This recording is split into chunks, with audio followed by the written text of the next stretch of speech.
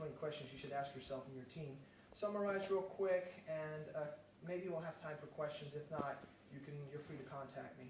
So who am I? I'm a jack of all trades. I entered this industry as a guy, as a student who just bluffed his way in as a game journalist. So I started writing about game developers. That's why I have the cocky-ass name for my company, Video Game Visionary. It's because I wrote about game developers, not because I'm such an arrogant douchebag. I had the pleasure of writing for multiple international outlets, and specifically also some Dutch websites, and was able to find opportunities to get involved in game development through the Global Game Jam, where I got my first publishing deal, which I will show you later. Through. And 2012, I was able to start a game studio in Bangkok, Thailand, called Arcavis, together with my boss. That was my first management experience and experience as a full-time producer. Last year, I was involved in a startup called Bramble World in The Hague, the Netherlands, where I pretty much reinvented myself as a PR manager in 6 months, and did so pretty nicely, if I may say so myself. And now, like I said, I'm head of Critical Force Entertainment. We make mobile, online multiplayer action games. We have a first-person shooter called Critical Strike Portable, which has 60 million downloads on Android. And we're working on our next game, Company of Tanks, which is going to beat World of Tanks in every possible way. And kick more ass, and that's already has 300,000 downloads on Android with a minimal viable product of only 2 maps and 15 tanks. So, yeah, jack of all trades. This is what I've worked on or worked with. As you can see on this side, I'm very connected with events. I try to help out as many events as possible. Either I've worked for Festival of Games, I've worked for Casual Connect, Sociality Rocks, that stuff. This is more, I don't know why I piled this up together. I'm a mentor for game founders. These are all the outlets that I've written for in the past. Several game developers that I advised and worked with.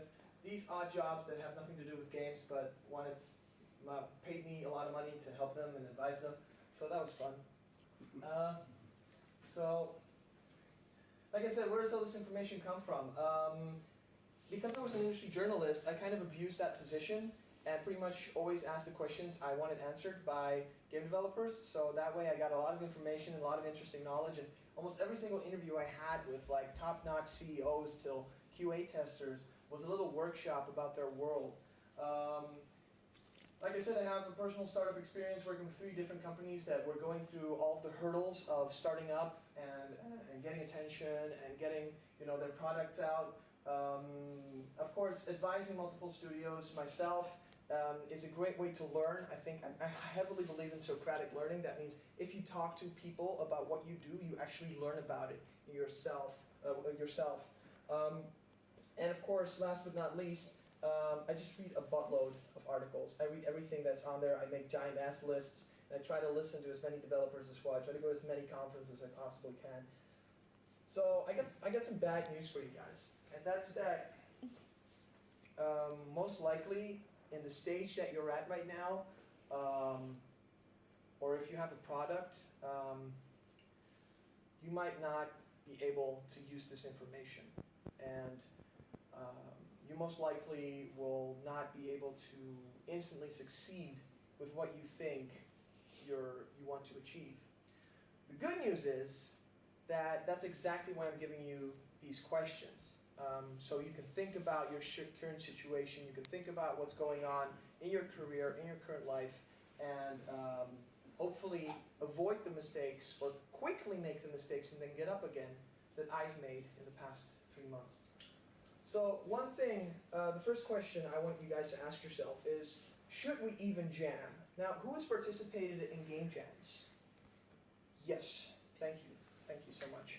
So why am I asking this? Because I believe personally that game jams in general are the best way to learn how to make a product in the smartest possible way. Now, we all know this, oh, great, on the back door. We all know this idea of developers slaving away years of their lives sitting in front of their desks, 12, 14, 16-hour days, 60-hour work days. But I personally do not believe in that anymore. I believe in efficiency. And that's why I love jams, because in 48 hours, you're so concentrated, you think small, you aim high, you fail fast, and you know, as a student, you can repeat that. You can make a game every single month, and by the end you graduate, and you go to a company like Remedy, and they ask you, can you show us your portfolio? And you have 30 games in there. Now that's impressive. And sadly, I see a lot of students out there that graduate, and they haven't even worked on more than 5 games. Now, please, guys, who's a student here? All right. Raise your hands if you've worked on less than 5 games. Okay, raise your hand, keep your hand up if you've worked on more than 10 games. Raise your hand if you've worked on more than 20 games. Okay, see, that's my problem right there. So think about this stuff. There's a game jam taking place anywhere in the world every single week. It's a great excuse to travel as well. So the big boys do it. I mean, the big boys do it. Wooga is a great example. King, Tim Schafer, everyone in this world is doing it right now. Even, you know, guys at Remedy. We're planning on doing it again. Why? Because our newest game, Company of Tanks, was a result of a jam, of a prototype, and now it's $300,000 on Android within the first 3 months. So I really believe in this. Why? My first ever publishing deal was a global game jam game. All right, we got 12,000 euros for 3 of our 6-man team to work on expanding the prototype 3 months further. We had Steam begging for the game. Eventually, the publisher ended up going for iOS and partnering up with the famous Dutch DJ Ferry Corsten. Sadly, his fans did not own iPhones, and the marketing went wrong, and we only sold 1,000 copies. Do I regret that? Hell no. I learned a lot from that experience. Like I said, Company of Tanks is the result of a similar situation. We had 300,000 downloads, I think it's 350 by now, on Google Play. Excellent rating, excellent installs, excellent DAU. And right now I applied this game for App Campus, which is a collaboration between Microsoft and Nokia. And they're giving us 50,000 euros to develop this. Why? Because we're going to be the first serious multiplayer online game on Windows Phone ever. Which is going to be amazing for me to, you know, wrap Microsoft around my fingers in the next couple of months. So the second question is, how much time did we spend to make the first 0 to 15 minutes of our game, sorry about that, count the most? Now, how much time do you spend on that? It's a good question. We didn't spend zilch on it, and we discovered with Company of Tanks that we lost 40% of our users within the first 30 seconds after they started the app for the first time. That's a lot of people lost, because we just didn't streamline the experience. You go to a game like Jetpack Joyride, it's a 1-button push. After you install, you play, it's done, you're hooked. Same thing, Contre-Jour, Walking Dead, Supernauts. The guys from Supernauts, Grand Crew, startup in Finland, super awesome guys. They spent 6 months in their first 15 minutes of their game. I think that's, nowadays, with all the competition we have, it's really important to focus on you know, getting the player in and getting the player hooked. There's a reason why all these mobile suits are talking about, oh, retention and engagement. Because if we lose our users in the first 30 seconds, it's just a shame, and it's our own fault. It's not the user's fault. Have we watched Quo Vadis with the team? Who knows this? Oh my God. All right. This is Egoraptor. You might know him because of his funny videos on YouTube and shit. But I think that Egoraptor is, I need to get in touch with this guy as soon as possible, but he did a great dissection of Mega Man and Mega Man X, and how those games teach you the fundamentals of your game within the first couple of minutes of gameplay. And it's so deep. It's not like, you know, someone pops up in your screen with a, you know, with a sound card, so like, Mega Man, you know, you gotta do this and that, and press X to do this and that. And we're following this example as much as possible, even though we're on mobile, because we don't want to have so much localized, you know, stuff, like have to have so much text to localize different languages.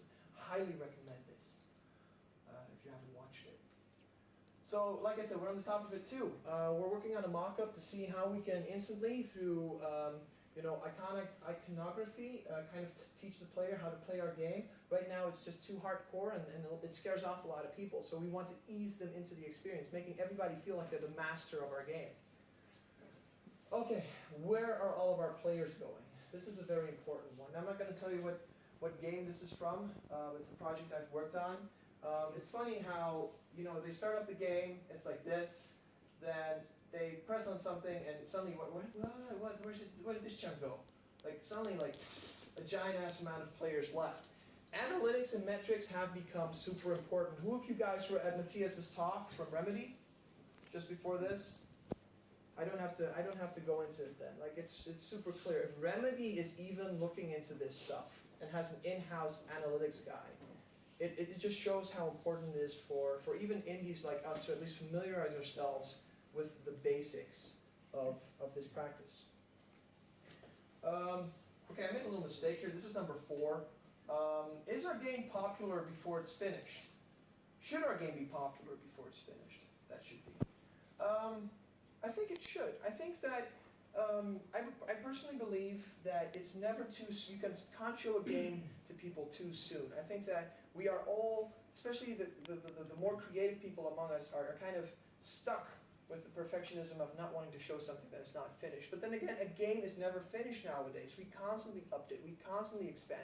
Angry Birds 1.0 is not the Angry Birds you download on iOS nowadays. Things evolve.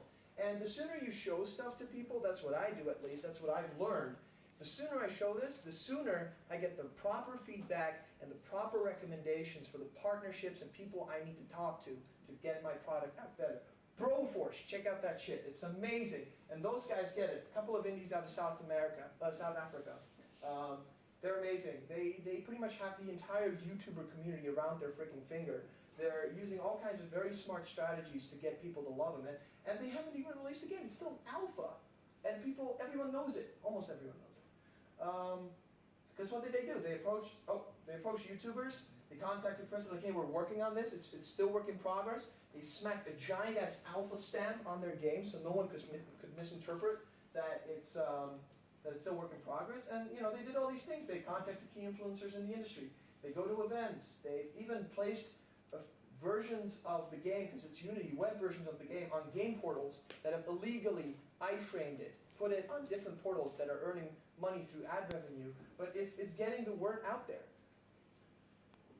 Do we have the look? Does your game instantly grab people by the balls and squeeze if it comes to their visual style? I have started to appreciate artists so much lately, because that is, even if it's superficial, the first thing people see. I love this quote from Steve Gibson, VP of Marketing at Gearbox, that I interviewed him like 3 or 4 years ago. I still use this quote to this day. He's like, one of the hardest part of the job when trying to get people to look at games is having something that is interesting to look at.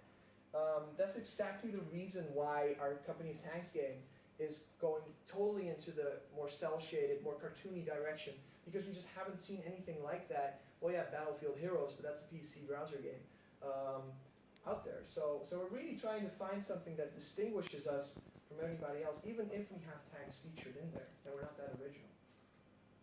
It really helps, really. Just look at this screen. It's just like, what the hell is that? Like, even if you stand away from me and I'm showing this to someone, it looks like something completely different than that we're used to. Oh, this one is very important. If I would have a dime for every single time I heard people use their family and friends as testers, I would be a millionaire by now. Don't show it to your friends. Okay, who has done this though? I forgive you. Because it's the first tendency we have. But these people are going to lie to you. They're going to be nice to you. They're going to care about your feelings. Show it to me, you will get a completely different answer. But it's that answer that you need more. Because people need to be honest with you in order for you to improve your game. So, one practice that I feel not enough developers do is go out there. Guys, this is the perfect pickup tool. Would you like to play my game? By the way, could I have your number? Same goes for girls. Ladies, you go to the gym, you go to the guys that you like, you're like, hey, would you like to play my game? They're like, what, you make games? Man, girls that make games are like plus 10 hot, right? So yeah, at a train station, I mean, there's 10,000, 20,000 people that pass through your local train station. Here in Berlin, I would say it's 100,000 people. They all have mobiles. They all have iPads. Frick, the day you launch your game, you could actually go there. If there's strong Wi-Fi at an airport, you can stand in an airport, showcase your game right there, dress up in your t-shirt, just show it to people. People can instantly download your game. right there. I can go out to Berlin Central Station right now. I can talk to 10,000 people if I want. I dress up in a nice little sign thing with something more positive than Bruce Willis has, and I can do that.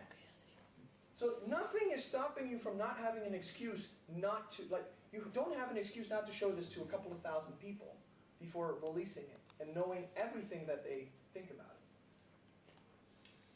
Okay, when was the last time we applied for an indie games festival and or competition? Please raise your hand. When was the last time?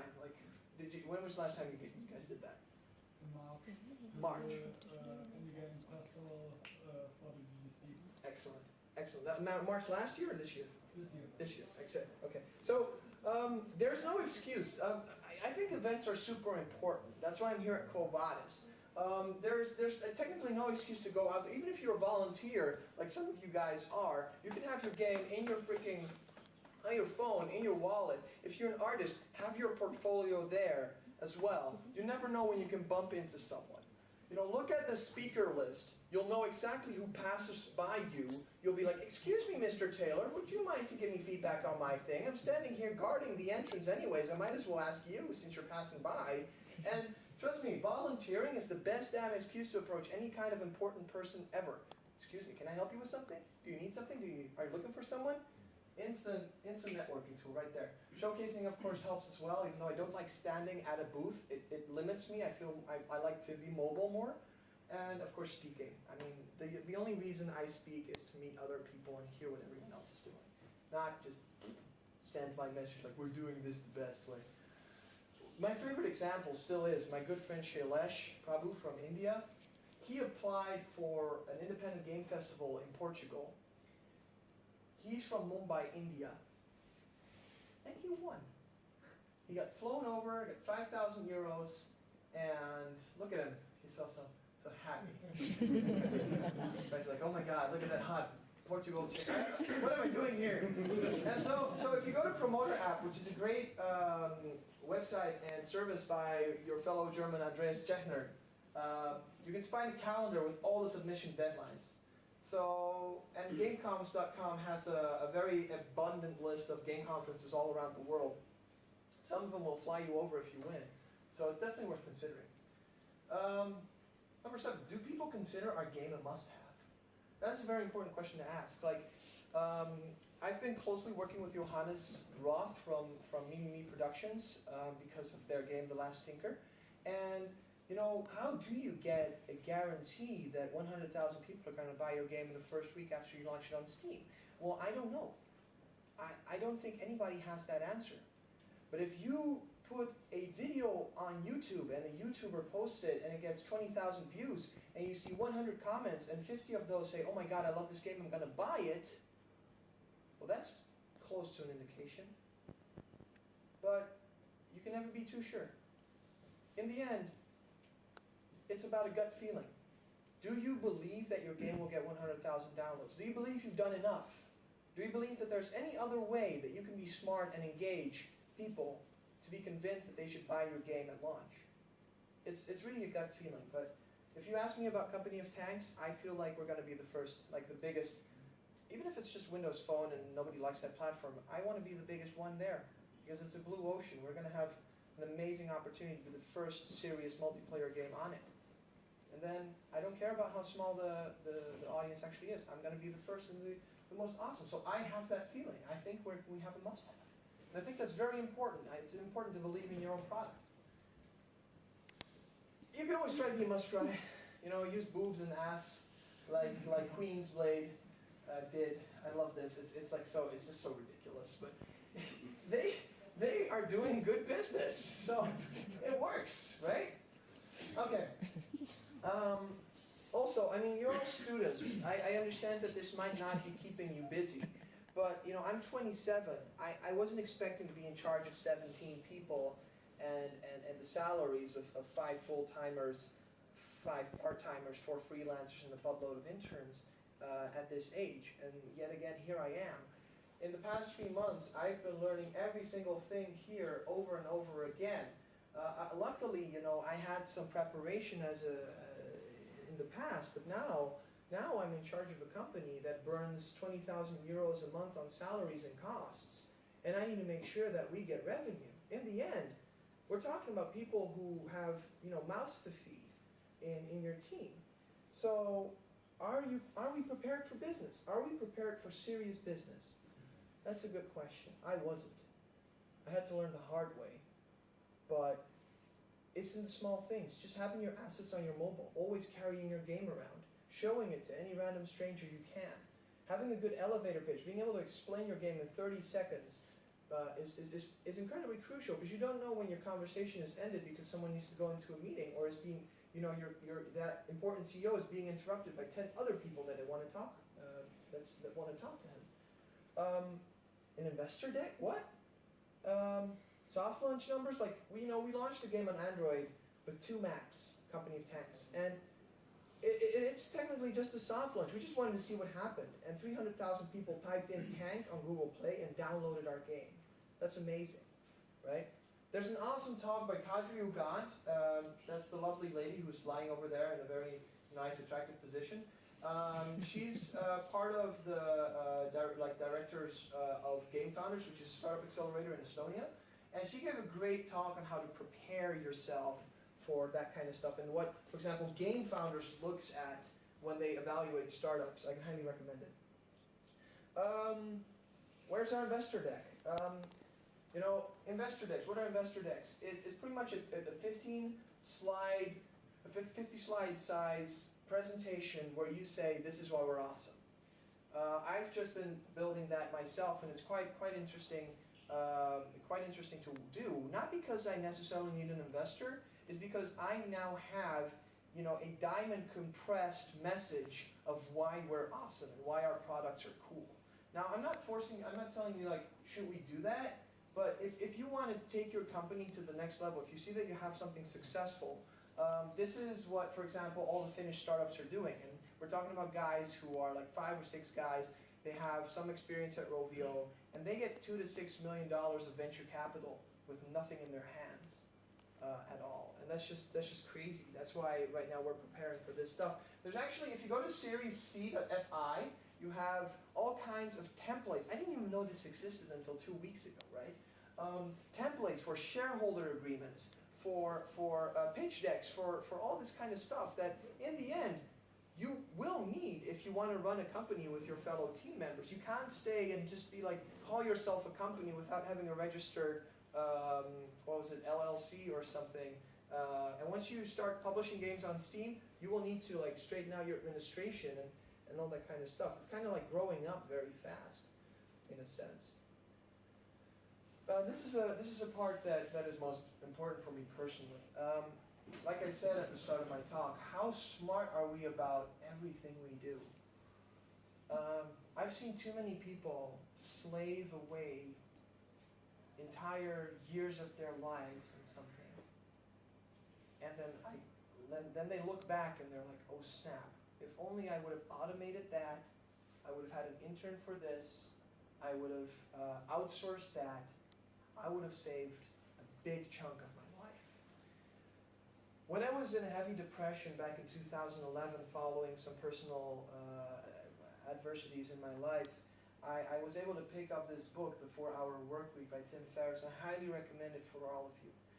Now, it kind of sounds super cheesy from the title, but what the book is pretty much about, if you read it from a distance and you don't just literally absorb what is in there, because pretty much it's about how to live on an island in Thailand running a web shop. It's not about that. It's about how can I be as effective with my time as possible? How can I spend 45 minutes of my time and save you guys hundreds of hours of effort? That is what this book is about. That's why I live by the minimal effective dose approach, 20-80 rule. What is 20% of everything I do that brings 80% of the results? That's how I develop my games. That's how I jam. That's how we made Company of Tanks with 5 interns in 6 months using our technology with almost no budget, and are now pretty much got the money back instantaneously with that App Campus funding. So look at, for example, one important thing. A lot of indies tell me, oh, I don't have time for marketing and PR for my title. Okay, great, that's fine. Find a friend, find an intern. If you look at some of the biggest game companies out there, usually their VP of PR and marketing was some guy they just randomly asked to help out with their games. And he stuck around. And now he's one of the most experienced PR marketing people in the world. Look for that intern, look for that friend. Just chuck it all at them. They'll have a great experience involving themselves in the game industry, and you can actually lean back and relax knowing that someone is on top of that kind of stuff. Integrate processes that work for you. I can't talk about automation as much as possible. Like, I can't mention it often enough. Try to automate your processes as much as possible. If something happens to me 3 times, it's 1 time too much. And I should have already found a process to automate it. I usually need a fork or a knife when I'm picnicking. I always have a fork or a knife in my backpack right now because I end up in that situation 1 too many times. You know, be prepared, be smart about your game development. If you bump into something for the 3rd time, there most likely is a fix to make sure it never happens again. Like I said, the 20/80 rule. That's why I love this website, Lifehacker. It's all about saving time and effort in your life. It's beautiful. It's beautiful. Okay, how much info and research have we gathered before making a decision on something? What you're seeing right here is pretty much a full list of articles regarding free-to-play, analytics, revenue, retention, virality, user acquisition, and whatnot. This is kind of a result of me and a couple of students just going into a Google Docs and just posting every article we could find. You read this, you suddenly realize what's going on there. We're just saving each other time, but reading this has helped me have a much better understanding of what I have to do. And it's really not that much effort. And if you don't have the time, make it a collaborative effort. But it's really, really easy. And I believe we just don't do that often enough as game developers. Another one. How well do we know ourselves, our strengths and weaknesses, the strengths and weaknesses of our product, and of course the potential of our markets? There's this, fancy marketing term, SWOT analysis. Like what are your strengths, what are your weaknesses, what are your opportunities, competitors, and whatnot. Who's done this kind of stuff with their team? Great, thank you so much. There's a couple. Not enough in my opinion. People are like, oh yeah, my game is super original. But if it was inspired by a specific other indie game, then most likely then that indie game is your direct competitor as well. I think a lot of people don't look at their competitors. I, for example, am competing right now with wargaming. I love the David and Goliath feeling of fighting them and trying to get our game out before them because I think we have a much more superior product that can reach a much wider audience and introduce them the fun of playing with tanks instead of the whole, oh, I gotta wait 5 minutes to find a team and then I gotta select my thing, 15 minutes to actually go into the game and then the game takes 45 minutes to play. No, we're gonna do something different. Oh, this is one very important one. Developers. Find developers with similar backgrounds and with similar stuff that you are doing. I think that I love Finland because there's just no closed off sense. Like people are not hiding their secrets. They actually are sharing stuff openly. They have Analytics Monday where different analytics people from companies come and share their numbers together. I mean, how freaking, what? Like you're sharing your revenues with like competitors, but they're not a competitor because they're all focusing on an international market. So they're not competing for Finland. They're not competing for what? Like, not. It's just. Oh, one important thing. One way that you quickly discover what's going on in your company or in your team is if you keep notes of your key meetings. I've started doing that based on the CEO that I had at my previous startup. And it helps so much to avoid misunderstandings. There's a lot of things that we agree upon with each other. If we don't write it down, we forget, and it can cause a lot of misunderstandings, especially if it comes to specific things on game development. So documentation is super important as well. Some examples about this. Castaway Paradise is a game made by a couple of my friends in Holland. It's pretty much heavily inspired by what was that game called again on the Nintendo DS? Animal Crossing, yes. So what do? They're like, okay, so there's no Animal Crossing experience on iPad and tablet, so let's make it. So what they did is they looked up every single review and preview of every single Animal Crossing game ever released. They found the names of the people who wrote those articles. They looked up on LinkedIn where they were now. They contacted every single one of them and said, hey, we are making a Animal Crossing-like experience on iPad. Would you like to check it out? Would you like to give us your feedback? If it is a journalist, would you like to read about it and write about it? Now that is research. Now that's amazing. They pretty much just knew exactly what was going on. They also looked at Animal Crossing, the weaknesses. They read, okay, what do people like about it? What do people not like about it? How can we integrate that into their game? The last tinker, what did we do with Johannes? We picked the smallest possible damn game websites we could find. We gave them the preview version first, just to see how they would respond. Based on that, we found out that everyone was super positive. We went to the medium press, and then we went to the high-end press. But we already knew what we could expect in the reviews, or in the previews. And because we did that with the previews, we now kind of slightly have a better understanding of what to expect in the reviews. Because, of course, we had some press do mock reviews on the game. So they give us a grade, but they don't publish the review. So we know exactly what to expect, and we haven't even launched the game yet. Our own example is how we did a pitch last year at a small game conference in Finland. And there was prize money for 5,000 euros. And why did my lead designer, Tim Spanings, that happy, handsome fellow over here, win that money? Because we were the only pitch from 6 or 7 different companies that had market research featured in their pitch. So we checked out every single tank game on every single platform, did an analysis, checked out their numbers, checked out their daily active users. It's actually quite easy to find, just look up App Annie. And we found out, hey, there's a blue ocean. There's an opportunity for us. And we proved it. And we won 5,000 euros. This one's very important. Okay, so who of you has a game in development right now? Okay, who of you pitched it to multiple people here at the event? Why am I seeing less hands? You have Chris Taylor here, the designer of Total Annihilation. You have Matthias Marilyn. Have you tried, like, who pitched it? Who pitched it? Who did you pitch it to? I don't know, I forgot the names. Lots of people asked me, so Did you get good feedback out of it?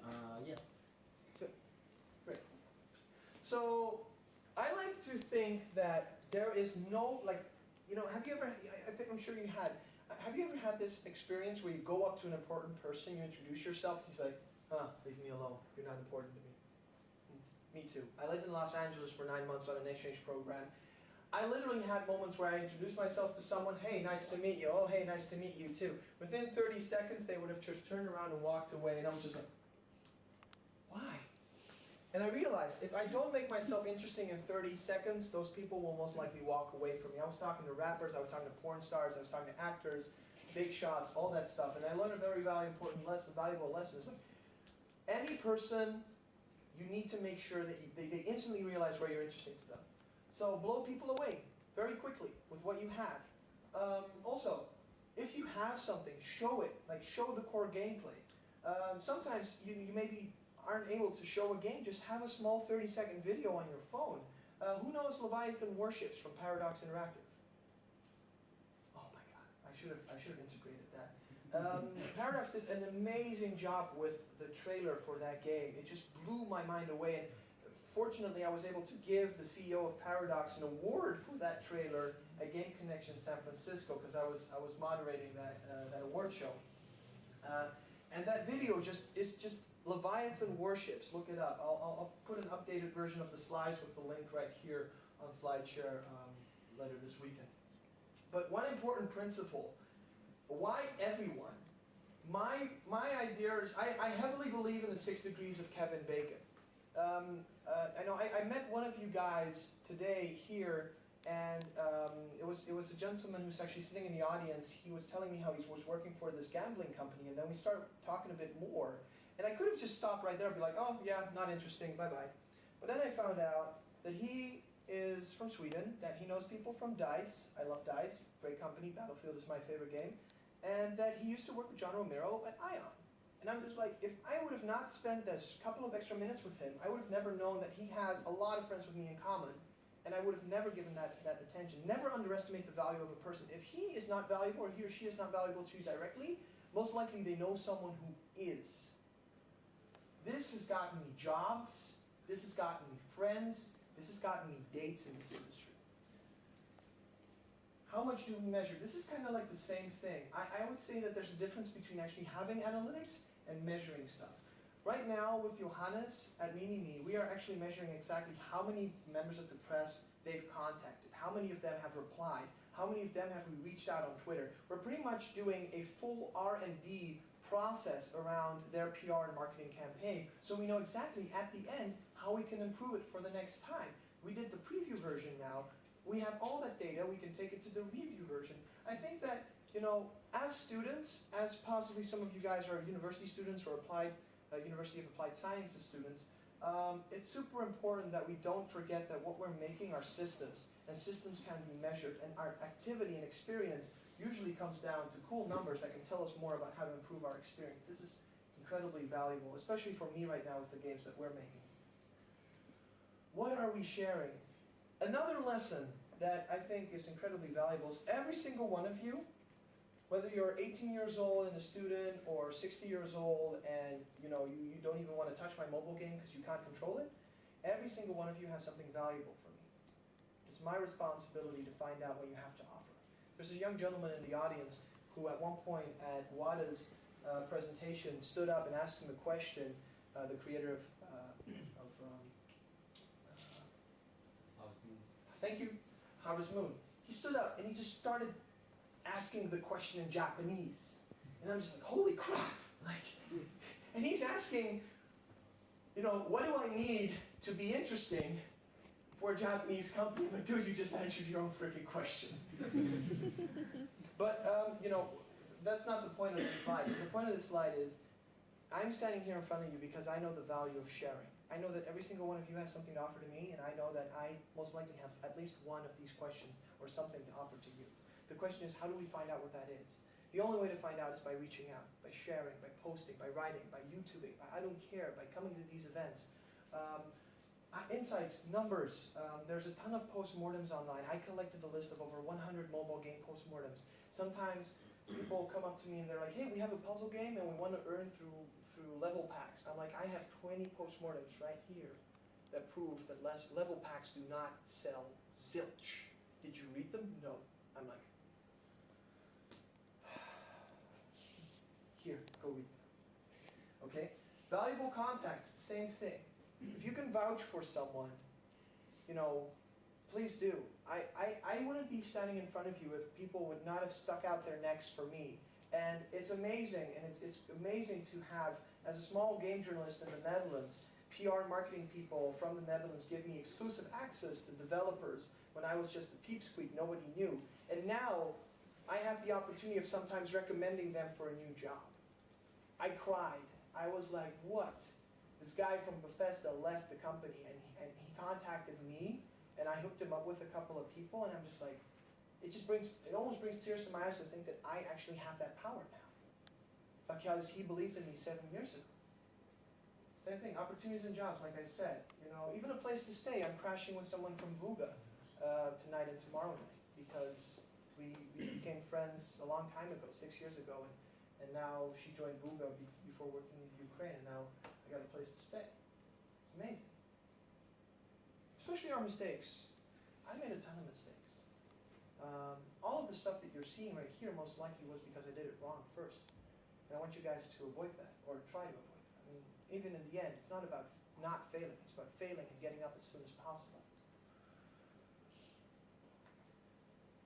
One lesson I learned as well, you can't do anything alone in this industry. And I need to speed up or else I'll miss my bus tour. I love this picture. It's from South Park. I think this emphasizes a lot of people who are creatives and don't know how to make a business out of what they do. They think, oh, I'm going to make video games, then something is going to happen, and then I'll make money. Sometimes this means a publisher. Sometimes this means an investor. Sometimes this just means a couple of solid veteran advisors. In the end, it's your mission to find out what this is if you want to continue making games. This is a cycle. You want to make a cool game? Okay, great. You want to make it again? Excellent. Because in the end, you're not going to be a student anymore. You're going to most likely get a family and kids. You're going to get responsibilities. If you want to continue and work on games, you have to make this into a cycle, into a never-ending cycle. And so sometimes it revolves a partner.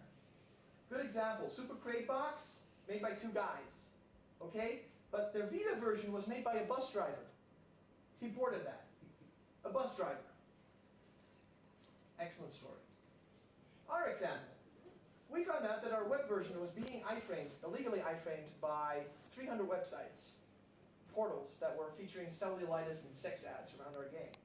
Now we discovered, hey, what the fuck, what? So we killed it. We found a way to make a site lock in all those versions and funnel those users to our new own portal. We funneled over 200,000 users to our new portal. It's making lunch money, 200 euros a day, 100 euros a day, depending on how lucky we are. This is when we activated the funnel. This is when it kind of went wrong. This is how it's going right now. These are all our users right now. That's amazing.